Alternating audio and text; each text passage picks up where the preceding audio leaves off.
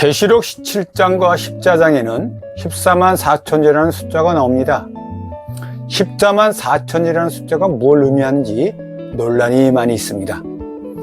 요즘 정교 유착으로 문제가 되는 신천지의 이만희는 14만 4천 명의 제사장이라고 말하고 있습니다. 즉 자신들의 교리를 배운 사람 중 선발된 자 14만 4천 명이라는 것입니다.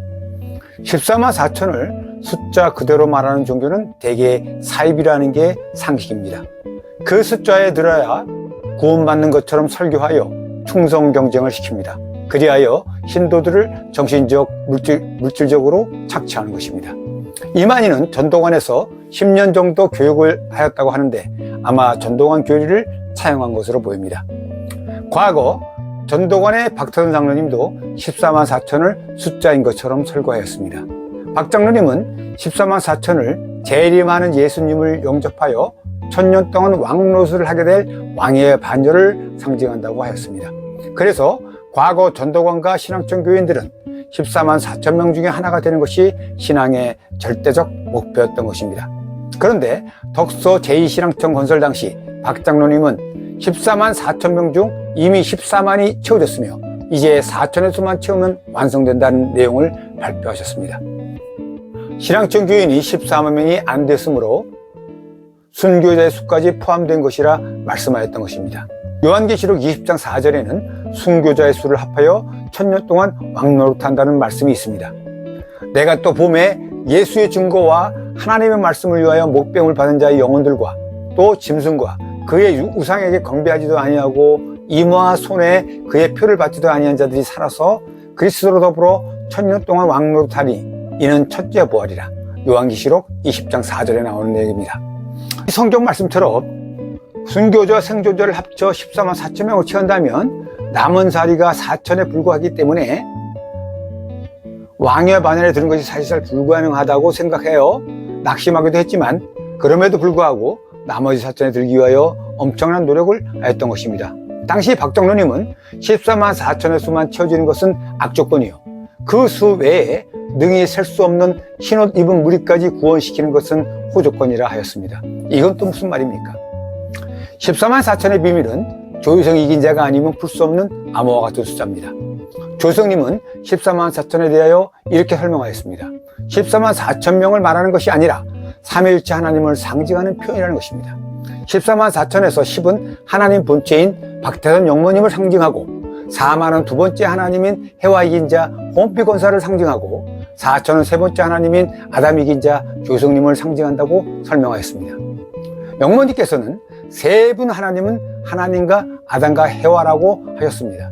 삼일체 하나님이란 하나님, 아담 하나님, 해와 하나님이라고 구성된다고 하여야 맞지, 태초에 태어나지도 않은 예수를 삼일체 하나님이라고 한다면 어불성설이 되는 것입니다. 왜냐하면 찬송가에 나오듯이 하나님이 계신 곳이 그 어디나 하늘나라이듯 하나님이 계시지 않은 곳은 하늘나라가 아니므로 하늘나라인 에덴동산에 살던 아담과 해와는 본래 하나님이라고 하여야 논리적으로 맞는다고 하겠습니다. 삼일체 하나님이 마귀의 포로가 되어 아담과 해와가 인간으로 전락했을 뿐입니다. 하나님은 빼앗긴 아담과 해와를 다시 찾아 삼신일체로 회복하기 위해 비밀리에 역사해 오셨으며 14만 4천은 바로 이 회복된 세 분 하나님을 상징하는 숫자라는 것입니다. 따라서 덕소 신앙천에서 14만에 채워졌다고 하신 것은 해와 하나님이 성공리에 출현하였음을 비유적으로 알리신 것이며 4천만 남았다는 것은 마지막 세 번째 하나님인 아담 하나님만 찾아 세우면 삼위일체가 완성된다는 예언적 선포였던 것입니다. 박태선 영모님은 제2신앙천 덕소로 거처를 옮긴 후 교단의 모든 체제를 여인 중심으로 개편하였습니다. 천부장, 백부장, 50부장 및 각 공장의 책임자 등 주요 간부직의 여성들을 대거 임명하였습니다. 이는 제2신앙촌이 두 번째 하나님인 해와 이긴 자를 상징하는 성지임을 대외적으로 보여주는 조치였던 것입니다. 여기서 의미심장한 에피소드를 하나 소개하겠습니다. 영모님은 한 장로에게 서울대학교 교수를 찾아가 여인의 나체를 형상화한 조각상을 제작해오라고 지시하셨습니다. 평소 눈길이나 마음으로조차도 죄를 짓지 말라며 성결함을 강조해온 영모님의 가르침에 비춰볼 때 이는 당시로서는 도저히 이해할 수 없는 파격적인 행보였습니다. 지시를 수행한 장로조차 영모님의 진위를 깨닫지 못하고 영모님이 변질되었다고 오해하여 곁을 떠나기까지 하였던 것입니다. 그러나 제단 정면벽에 설치된 여인 나체 조각상의 참뜻은 세속적인 관점과는 전혀 달랐습니다. 이 조각은 한 여인이 인간의 원죄와 자범죄를 완전히 벗어던지고 의인이 되었다는 사실을 상징하였던 것입니다. 제2신앙조는 두 번째 하나님으로 승리한 해와 이긴 자의 출현을 경축하는 장소입니다. 영모님은 해와 이긴 자가 마귀와의 싸움에서 이기고 죄 없는 깨끗한 몸으로 출현했음을 기념하기 위해 나체, 즉 죄를 완전히 벗었다는 뜻이죠. 나체라는 상징적 형상을 수상적인 조각으로 표현하여 제단에 붙이신 것입니다. 영모님은 왜 이처럼 중대한 사건을 신앙촌 사람들에게 공표하지 않고 은밀하게 가려서 진행하셨을까요? 그 이유는 하나님께서 6,000년 만에 전개하신 구세주 출현 극비 작전을 성공시키기 위해서였습니다. 영모님은 스스로를 예수의 종이라 낮추고 교인들에게는 예수를 맞이할 준비를 하라고 외치며 마귀의 감시를 피하셨습니다. 만약 두 번째 하나님이 승리하여 출현했다는 사실을 인간들에게 공표하면 인간들 속에 숨은 마귀들까지 이 사실을 알게 되어 방해를 놓을 것이기 때문이었습니다. 그렇게 되면 세 번째로 출현할 완성자 구세주의 출현 계획 자체가 수포로 돌아갈 위험이 있었던 것입니다. 결국 영모님은 세 번째 완성자의 출현을 원천 봉쇄당하지 않기 위해 인간의 눈에는 이해할 수 없는 기행처럼 보이는 방식으로 마귀를 속이며 해와 이긴 자의 출현을 경축하셨던 것입니다.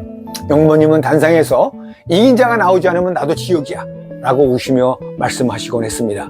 삼위일체가 완성되지 못하면 먼저 출현한 두 분의 하나님조차 구원을 얻지 못하고 전체 역사가 실패로 끝나기 때문입니다. 덕소 제2신앙초는 두 번째 하나님인 해와 하나님이 여인으로서 죄를 완전히 벗고 성공적으로 출현했음을 알리는 대축제의 장이었던 것입니다. 제단벽의 추상적인 여인 조각상과 14만 수의 선포는 모두 이 경축의 의미를 담고 있습니다. 해와 하나님을 세우는 데 성공하신 영모님, 이제 인류 구원의 종착점인 세 번째 하나님, 즉 아단 하나님을 완성자로 탄생시키기 위한 마지막 고비를 맞이하게 되는 것입니다.